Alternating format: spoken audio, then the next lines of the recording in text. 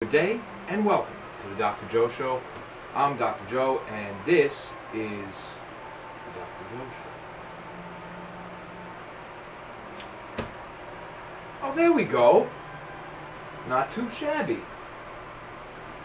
Yesterday really got to me and I decided to do a little redecorating. So, cleaned up the area. I figured, you know what, if I'm going to be recording all these episodes, I got to make this place look at least halfway decent. I mean, geez.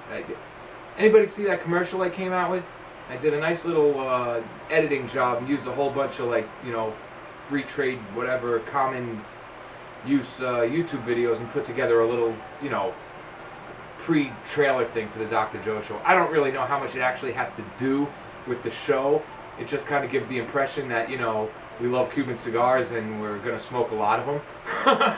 But what it does do, I think it was actually a little bit of false advertising because, you see the commercial and you have beautiful scenes of Cuban factories and tobacco fields and everything and parks and New York City skyline and a guy lighting up a fancy cigar and everything. And then, my show comes on and there's a fucking, dirty ass basement with a boiler burning next to me and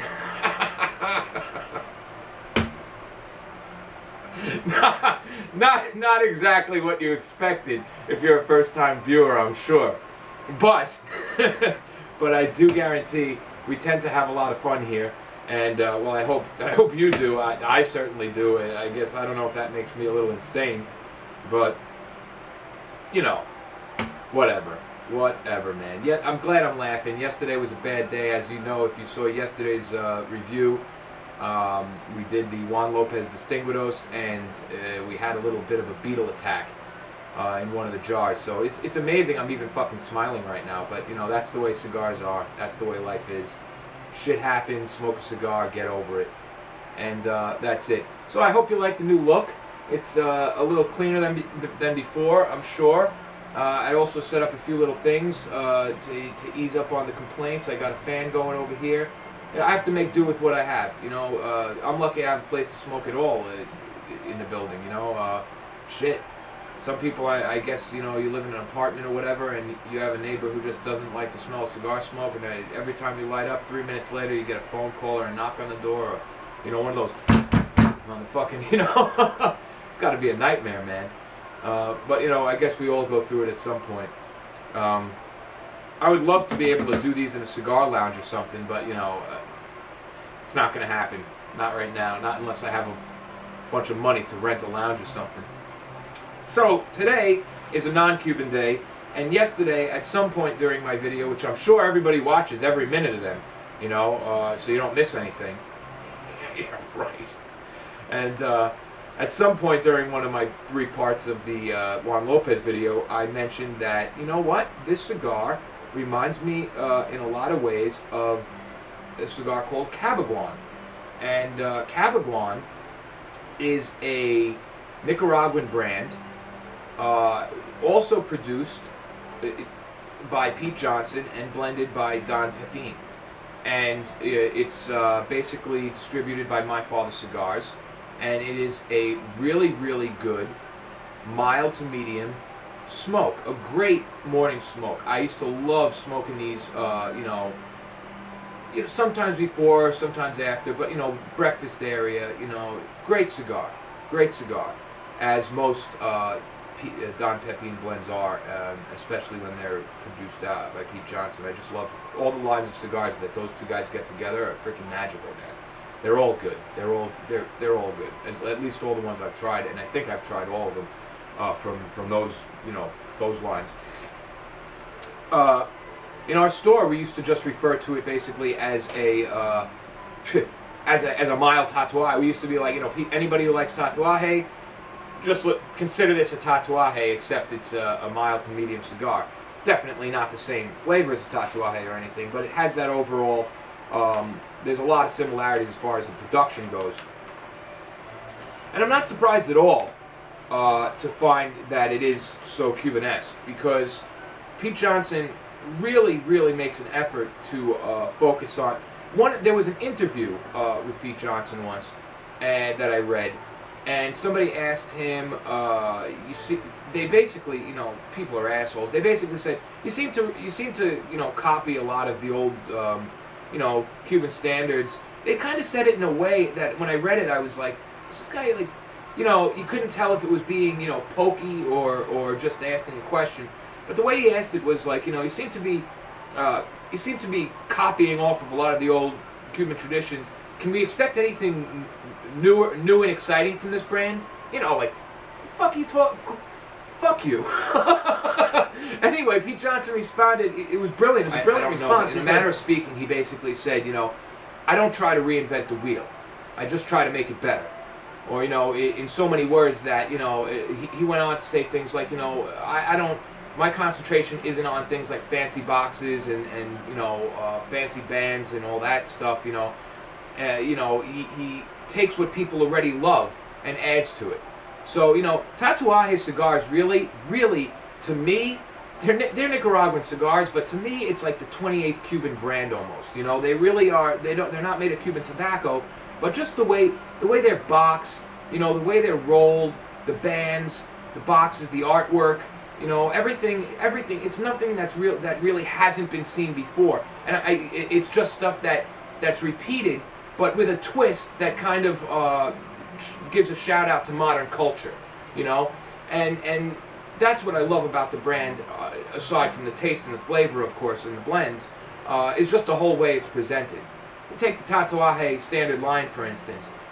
This is not a fancy-looking cigar. These are in regular wooden cabinet boxes with, you know, just single brown bands. I don't, you know, they look a lot like Monte Cristo bands in a lot of ways, people say. I find that beautiful. That actually attracts me, you know.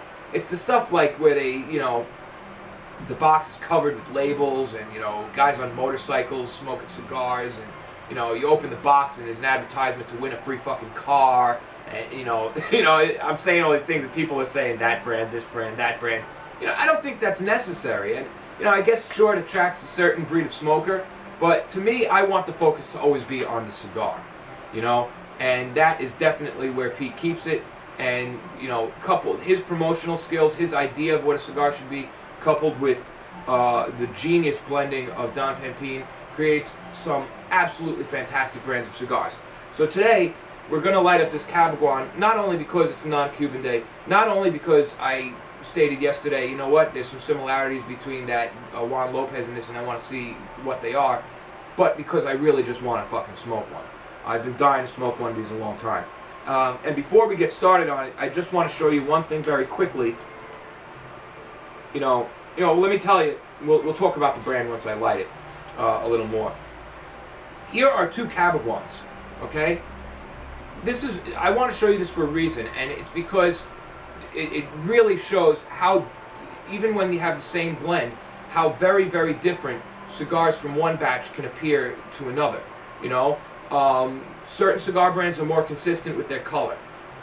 More boutique-y cigar brands that don't have as high a production tend to have a lot of different color differences, you know, and when that happens, I actually like it because, you know, you end up getting a batch like this. Well, let me show you. Okay, so as you can see, we have two Cabaiguan here, and these are Cabaiguan Guapos, and we'll talk a little bit about that later. One on the left has a very, very dark wrapper.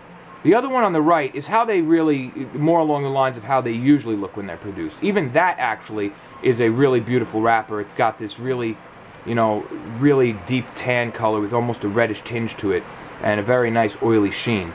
And a lot of the times they can look paler than that. They come out looking paler than that even. But you may be saying to yourself, oh, well, one is a Cabaiguan Maduro and the other one is a natural. And the honest to God's truth, and I swear to God, no lie, I know for sure, because I opened the boxes myself, the one on the left is a regular Cabaiguan Guapo, and so is the one on the right. It's not a Maduro. There's no difference in the blend. All it is a cigar that was produced at a slightly different time, and when the batch was produced, that's the color of the tobacco leaves they had. Mind you now, every cigar in the box of each of those was the same color. It wasn't like some were the dark one, some was the light one. One box was all the light cigars, one box was all the dark cigars. And when these batches came around with these dark cigars here, we found that they had a lot more flavor. They were really, really delicious. So to me, there's a big difference right there, that a lot of the time a darker wrapper on the same exact blend, on the same exact cigar, will signify possibly a deeper flavor, a lot more notes, a lot more flavor.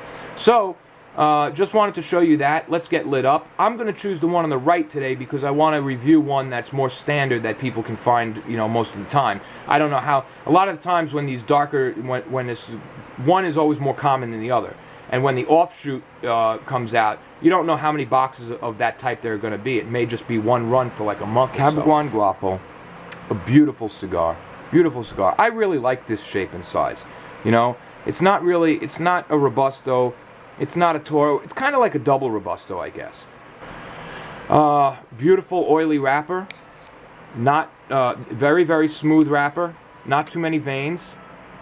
You got a nice triple cap there. These Cabaiguans end with a little tail, like the old Cuban cigars. Kind of like a Bahique, right? And that's the band right there. Handmade Cabaiguan. Great cigar, blended by Don Pepin, produced by Pete Johnson.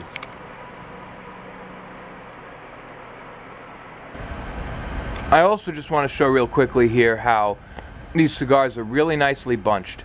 Nice roll, little space between the filler, you know, not too tightly packed, but definitely not loose and underfilled.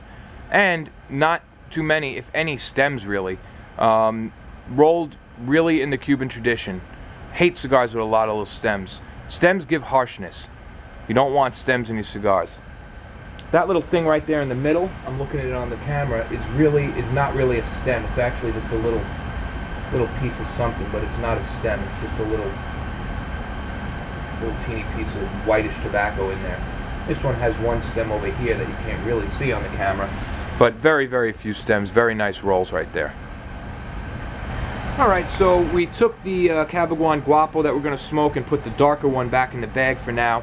And I just wanted to show you, I swung by the cigar shop and packed up a little Boveda bag with a couple of cigars, a handful of cigars that we are going to be smoking over the near future. I said, man, if I'm going to do all these reviews back to back to back, I better grab some more cigars to smoke. I don't want to just burn through my entire collection. So here's what I picked up. And there'll be more in between these. You know, if you don't like some of these cigars, these are going to be done in between. I'm not doing all of these in a row, so don't worry about that. But what I decided to get were a handful of some of my favorite cigars that I like to smoke very often, and some that I haven't even tried at all, and some oddballs. There's the Cabaiguan. Next to the Cabaiguan there, you have a Fuente Magnum, the Magnum Rosado series. These are delicious, delicious little medium-bodied cigars. They use Ecuadorian sun-grown wrappers, which happen to be some of my favorite as far as non-Cuban tobacco goes. And I find with these that the smaller they are, the more of a flavor and a punch they pack. There are about 4 vitolas in the line, I think, and I chose the second to the smallest. Kind of like well, it is a Robusto-sized cigar pretty much.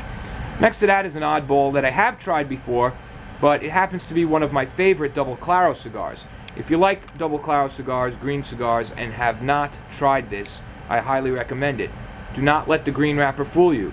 This cigar has a lot of flavor, a decent amount of strength actually, medium instead of mild, which usually the Double Claros are, and doesn't have too much grassiness, which is also another problem with those cigars. But I would highly recommend trying that cigar just for an experience.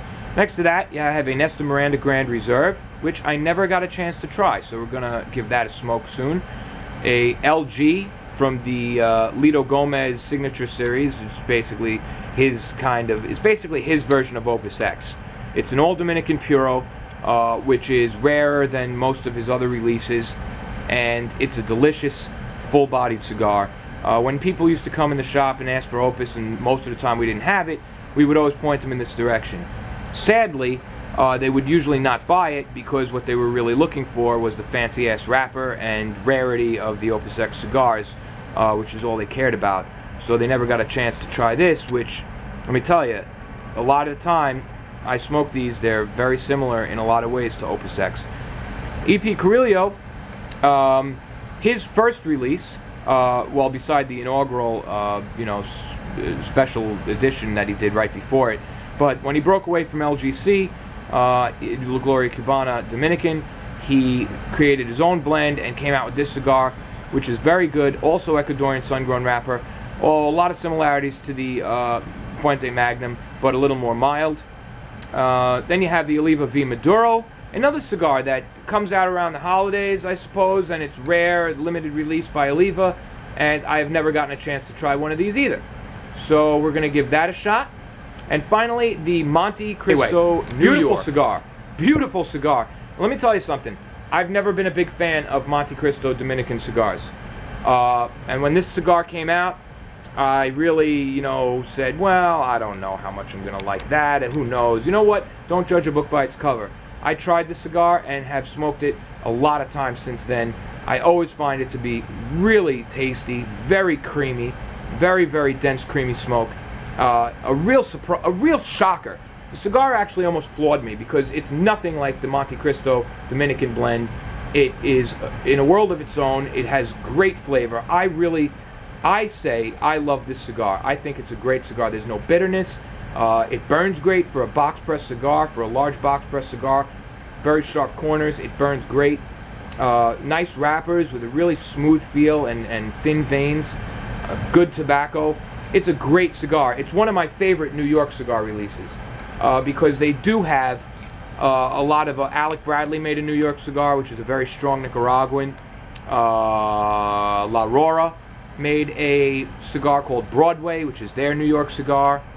I think there are... Do you remember? La Aurora made one of the first ones. It was an unbanded cigar called La Maratana, I think. Something like that. Anyway, it was a cigar made for New York.